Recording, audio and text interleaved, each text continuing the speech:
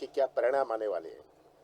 10 तारीख की इतनी चिंता और इतना डर लग रहा है, 10 तारीख जो जिस दिन गिनती होगी, कि वे फिर से बाजार में चल पड़े हैं कि जो मिल जाए उसे खरीद लो।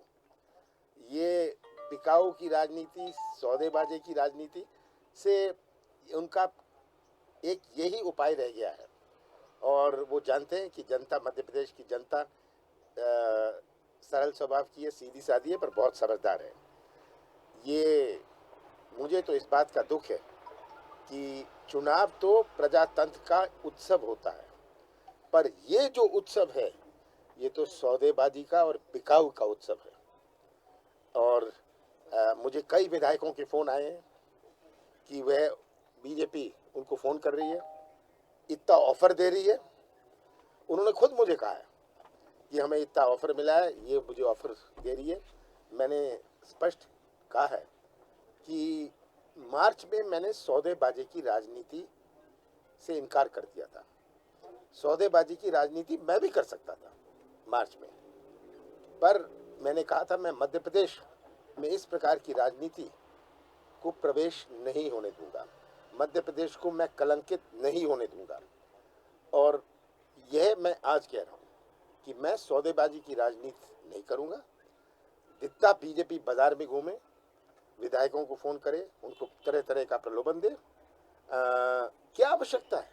10 तारीख तक इंतजार करें, जनता तो तय करेगी, वो सबको स्वीकार होगा। तो इस बात से मुझे बड़ा दुख है और मध्य प्रदेश पूरे देश भर में इससे कलंकित हो रहा है कि सब समझ रहे हैं। जब एक साधारण गांव का व्यक्ति समझ रहा है कि किस प्रकार से और किस कारण से ये चुनाव हो रहा है, तो क्या देश की जनता नहीं समझती? हमारा चुनाव केवल भारतीय जनता पार्टी से नहीं है। पुलिस प्रशासन जो उनकी मदद कर रही है, जो और एडमिनिस्ट्रेशन है, जो अफसर वर्ग उनकी मदद कर रहे हैं। मैंने इलेक्शन कमीशन को पत्र लिखा है, आज पत्र लिखा है कि ये निष्पक्ष चुनाव होना चाहिए। ये छोटे छोटे शासकीय कर्मचारियों पर दबाव डाल रहे हैं, तुम जाके ये करो। और 10 तारीख के बाद सब अधिकारी और पुलिस कर्मचारियों को याद रखना चाहिए कि 10 के बाद 11 तारीख भी आएगी। सर, क्या आपने कहा कि राहुल जी गए हैं, क्या कुछ हवा चल रही है, आग लग कहाँ रही है? ये राहुल जी ने तो अपनी स्थिति रखी है और दिल्ली के राहुल गांधी जी ने भी स्थिति रखी है। और परिणामों के बाद दिल्ली के राहुल गांधी जी का जो बयान था वो कमलनाथ जी को भारी पड़ने वाला है। कांग्रेस लगे कि प्रशासनिक अधिकारियों के दम पे भाजपा जीतेगी। जब वो ये कहने लगे कि ईवीएम की मशीन से नहीं बैलेट से वोट कराओ, जो वो सब पे अविश्वास व्यक्त करने लगे, तो मान लो कि वो लोग हार रहे हैं और हारने के लिए जवाब देने की पिच तैयार कर रहे हैं। एक बड़बोले नेता हैं जीतू पटवारी कांग्रेस के, उनका कहना है कि शिवराज सिंह तो धूल है कमलनाथ के पैरों की। ये सब बातें इस बात को इंडिकेट करती हैं कि कैसे मुद्दों से ध्यान हटाया जाए। पैरों की धूल हमारे मुख्यमंत्री को कहना, कमलनाथ जी की कहां 15 साल का मुख्यमंत्री, कहां 15 महीने का मुख्यमंत्री। उनको भूखा नंगा कहना, उनको नालायक कहना, किसी महिला को आइटम कहना एससी को, या किसी को माल कहना, ये जानबूझ के रोज एक सबूफा इसलिए छोड़ते हैं कि मुद्दे से ध्यान हटा रहे हैं। कमलनाथ जी कांग्रेस को भ्रम में रख रहे हैं, कांग्रेस के कार्यकर्ताओं को भ्रम में रख रहे हैं, नेताओं को भ्रम में रख रहे हैं कि हम वापस आने वाले, और इसलिए इस तरह के बयान देते हैं कि 15 अगस्त का झंडा हम फहराएंगे, या अगली विधायक दल की बैठक सीएम हाउस में होगी, या विधानसभा का अध्यक्ष तो हमको ही चुनना है। ये सारे के सारे बयान इस बात के द्योतक हैं कि अब ये कब तक भ्रम में रखेंगे। अब तो चला चली की बेला आ गई है। रोज एक हाथ विधायक कहीं ना कहीं से कभी निर्दलीय समर्थन देता है, कभी कांग्रेस का टूट के जाता है। विपक्ष में रहना कांग्रेस का तय हो गया है।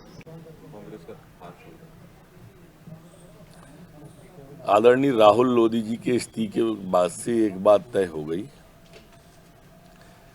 कि इन उपचुनावों में कांग्रेस विपक्ष का नेता चुनने के लिए चुनाव लड़ रही है। अब सरकार में आने वाली तो बात ही समाप्त हो गई। जो कमलनाथ जी कहते थे 3 तारीख के बाद 4 आएगी, अब वो बताएं कि वो तो 4 को भी विपक्ष में ही रहने वाले हैं। पूरी की पूरी कांग्रेस में भगदड़ की स्थिति है। मैंने पहले कहा था कि 4 तारीख को चार्टर बुक है, कमलनाथ जी चले जाएंगे। ये कमलनाथ जी के नेतृत्व पर भी सवालिया निशान है। जो कमलनाथ जी विधायकों से कहते थे चलो चलो, अब विधायक ही चल दिए। राहुल लोधी जी का जाना कमलनाथ जी का अक्षम नेतृत्व दर्शाता है। प्रदेश के अंदर